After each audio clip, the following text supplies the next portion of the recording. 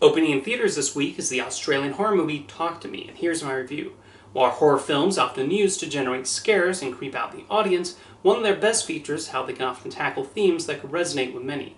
Talk to Me takes its wild premise about teenagers who use possession as a party game and use it to explore grief and other subjects. Directors Danny and Michael Philippou, making their feature debut, build a compelling narrative out of this, while also making the point of view of each character understandable. There are the occasional shocks, but it's the investment in the people on screen that makes it work.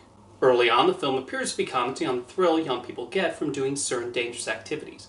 In this case, the idea of them being excited at the prospect of possession presents all kinds of possibilities. The first time the lead protagonist Maya gets possessed does give off a certain chilly vibe and shows the potential of this idea in generating scares. One never knows what will happen to them when they touch this hand and utter a few sentences. We eventually do see the full consequences of this, and it's a shocking and brutal scene directed with the right level of intensity. What helps Talk to Me is that the characters at the center of this predicament are interesting. Sophie Wilde depicts Maya as sympathetic as she deals with the death of her mother before the events of the movie and how that grief affects her throughout the film. We see how this has an effect on her decision-making too. Her friends are each given proper personalities, and we completely understand their specific reactions to the unusual events that occur.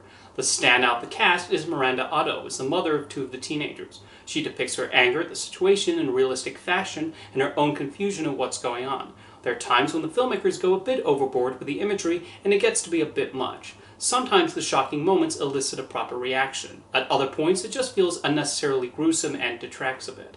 The film does successfully incorporate some humor and levity in between the horror scenes. Otto in particular gets the funniest lines as she performs her parental duties. The plot builds to some intriguing places, and even when you start to piece together what's going on, that only makes one all the more curious about everything that's happening. Talk to Me does the job of being a creepy horror film, but also recognizes the importance of putting characters first. We understand how Maya is feeling during those moments, but there's also an understanding of how the other characters are feeling too. The Philippous avoid using too many familiar tricks like jump scares and appear to have a knowledge of the genre they're working in. It's a promising feature directing debut for these two filmmakers, and whether they stick with horror or not, it's always exciting when new directors come in with their visions.